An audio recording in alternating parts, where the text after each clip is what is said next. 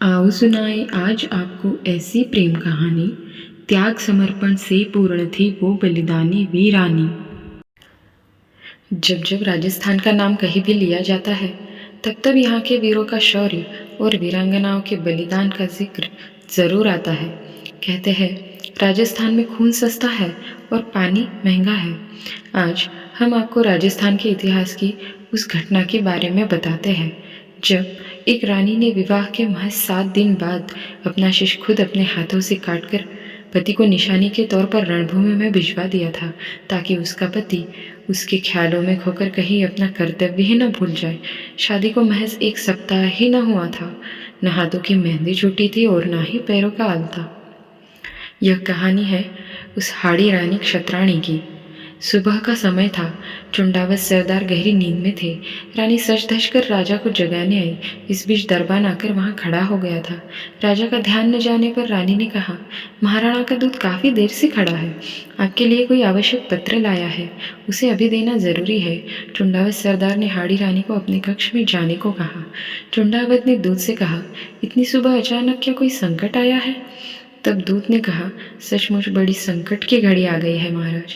चुंडावत सरदार का मन आशंकित हो उठा। सचमुच कुछ अनहोनी तो नहीं हो गई है? दूत युद्ध के लिए प्रस्थान करने का निर्देश लेकर आया था। अंत में जी कड़ा करके उसने चुंडावत सरदार के हाथों में राणा राज सिंह का पत्र थमा दिया था। राणा का उसके लिए संदेश था। हाड़ी रानी क्षत्राणी के लिए पत्र में क्या था संदेश? राणा जी ने चुंडावत सरदार को दुश्मन सेना को मार्ग में ही रोकने का संदेश दिया था। वही संदेश लेकर दूत चुंडावत सरदार के पास पहुंचा था। चुंडावत सरदार का युद्ध जाना। एक क्षण का भी विलंब न करते हुए चुंडावत सरदार ने अपने सैनिकों को कूच करने का आदेश दे दिया था। अब वह हाड़ी रानी से अंतिम विदाई लेने के लिए उनके कक्ष में पहुंचा। केसरिया बाना पहने युद्ध वेश में सजे पति को देखकर हाड़ी रानी चौंक पड़ी। वह अचंभित थी। कहाँ चले स्वामी? सरदार ने कहा, मुझे यहाँ से अविलंब निकलना है। हंसते हंसते विदा दो। पता नहीं फिर कभी भेंट हो या ना हो। चुंडावत सरदार का मन आशंकित था। सचमुच ही यदि न लौटा तो मेरी इस अर्धांगिनी का क्या होगा? यही मन को कटोच रहा था सरदार को। एक ओर कर्तव्य और दूसरी ओर था पत्नी का मोह। इसी अंतर द्वंद्व में उसका मन फंसा था। विदाई मांगते समय पति का गला भर आया है, यह हाड़ी रानी क्षत्राणी की तेज आंखों से छिपा न रह सका। हालांकि चुंडावत सरदार ने उसे भरसक छिपाने की कोशिश की। हताश मन व्यक्ति को विजय से दूर ले जाता है। उस वीर बाला को यह समझते देर न लगी कि पति रणभूमि में तो जा रहा है, पर मोहग्रस्त होकर। पति विजय श्री प्राप्त करे, इसके लिए उसने कर्तव्य की वेदी पर अपने मोह की बलि दे दी। वह पति से बोली, स्वामी जरा ठहरिए, मैं अभी आई। वह दौड़ी दौड़ी अंदर गई, आरती का थाल सजाया, पति के मस्तक पर टीका लगाया, उसकी आरती उतारी। वह पति से बोली, मैं धन्य हो गई ऐसा वीर पति पाकर। हमारा आपका तो जन्म जन्मांतर का साथ है। राजपूत रमणियां इसी दिन के लिए तो पुत्र को जन्म देती है। आप युद्ध भूमि में जाए, स्वामी विजय को प्राप्त करें। चुंडावत सरदार युद्ध के लिए निकल गया। आज सरदार की सेना हवा से बातें करती उड़ी जा रही थी, किंतु चुंडावत के मन में रह रहकर आ रहा था कि कहीं सचमुच मेरी पत्नी मुझे बिसार न दे। वह मन को समझाता, पर उसका ध्यान उधर ही चला जाता। अंत में उससे रहा न गया। उसने आधे मार्ग से अपने विश्वस्त सैनिकों को रानी के पास भेजा। उसको फिर से स्मरण कराया था कि मुझे भूलना मत, मैं ज़रूर लौटूंगा। और रानी के लिए संदेश भिजवाया कि पत्रवाहक द्वारा कोई अपनी प्रिय निशानी अवश्य भेज देना। हाड़ी रानी क्षत्राणी का राजा के पत्र का जवाब। हाड़ी रानी क्षत्राणी पत्र को पढ़कर सोच में पड़ गई। युद्धरत पति का मन यदि मेरी याद में ही रमा रहा तो, उनके नेत्रों के सामने यदि मेरा ही मुखड़ा घूमता रहा तो, वह शत्रु उसे कैसे लड़ेंगे? उसके मन में एक विचार कौंधा। वह सैनिक से बोली, वीर मैं तुम्हें अपनी अंतिम निशानी दे रही हूँ, इसे ले जाकर उन्हें दे देना।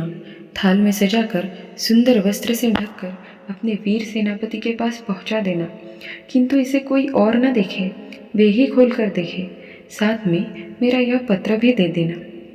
हाड़ी रानी क्षत्राणी के पत्र में लिखा था, प्रिय, मैं तुम्हें अपनी अंतिम निशानी भेज रही हूँ।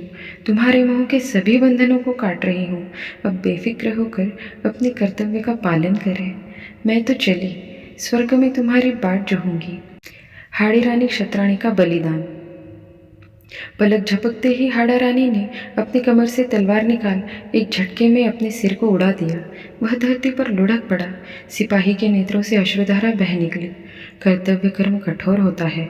सैनिक ने स्वर्ण थाल में हाड़ी रानी के कटे सिर को सजाया, सुहाग चुनर से उसको ढका, भारी मन से युद्ध भूमि की ओर दौड़ पड़ा। सरदार ने दूत से कहा, रानी की निशानी ले आए। दूत ने कांपते हाथों से थाल उसकी ओर बढ़ा दिया।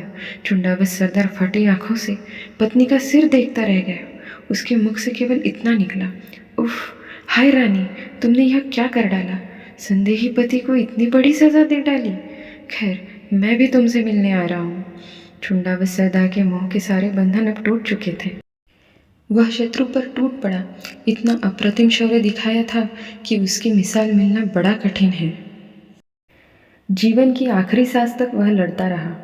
औरंगजेब की सहायक सेना को उसने आगे नहीं बढ़ने दिया, जब तक मुगल बादशाह मैदान छोड़कर भाग नहीं गया था। इस विजय का श्रेय किसको?